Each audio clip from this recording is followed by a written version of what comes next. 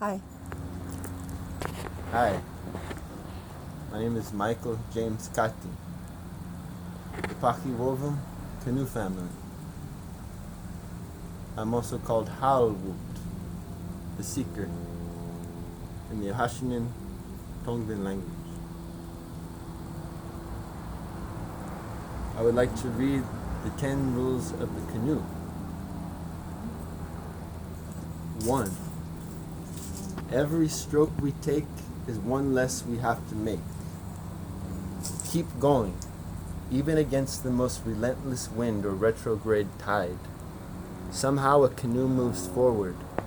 This mystery can only be explained by the fact that each pull forward is a real movement and not a delusion. 2. There is to be no abuse of self or others. Respect and trust cannot exist in anger. It has to be thrown overboard, so the sea can cleanse it. It has to be washed off the hands and cast into the air so the stars can take care of it. We always look back at the shallows we pulled through, amazed at how powerful we thought those dangers were. 3. Be flexible. The adaptable animal survives. If you get tired, ship your paddle and rest. If you get hungry, put in on the beach and eat a few oysters. If you can't figure one way to make it, do something new. When the wind confronts you, sometimes you're supposed to go the other way. 4. The gift of each enriches all.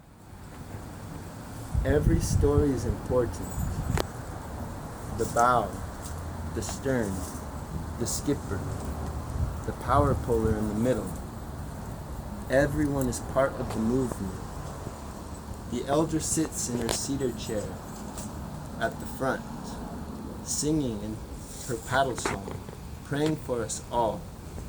The weary paddler resting is still ballast, and there's always that time when the crew needs some joke, some remark, some silence to keep going, and the least likely person provides.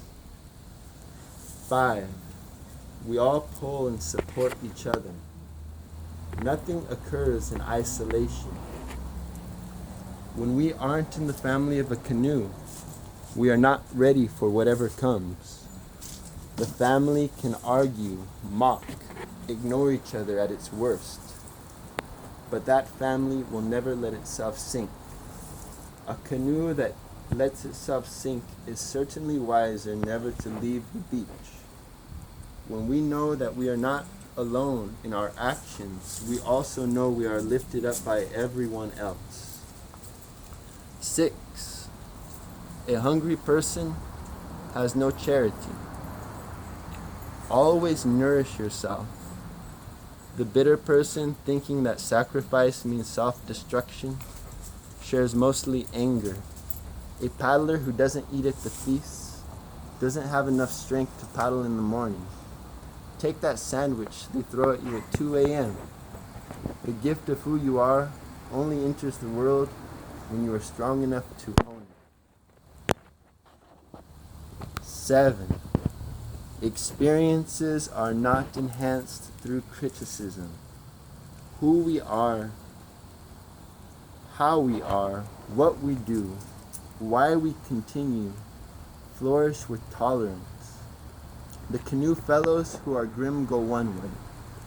The men and women who find the lightest flow may sometimes go slow, but when they arrive they can still sing, and they have gone all over the sea, into the air with the seagulls, under the curve of the wave with the dolphin, and down to the whispering shells, under the continental shelf.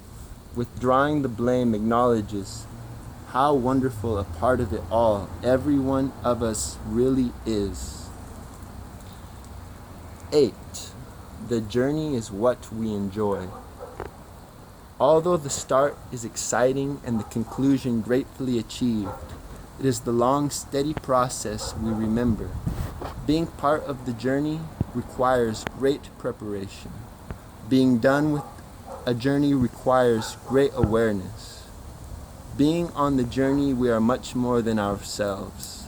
We are part of the movement of life. We have a destination, and for once our will is pure. Our goal is to go on. 9. A good teacher allows the student to learn. We can berate each other, try to force each other to understand, or we can allow each paddler to gain awareness through the ongoing journey. Nothing sustains us like that sense of potential that we can deal with things. Each paddler learns to deal with the person in front, the person behind, the water, the air, the energy, the blessing of the eagle. 10. When given any choice at all, be a worker bee, make honey. Amen. I love it. Worker bee. And you know, that just goes along with that. That's beautiful. Beautiful. And it goes along with anything. You could apply that to anything you do. Be like the paddler.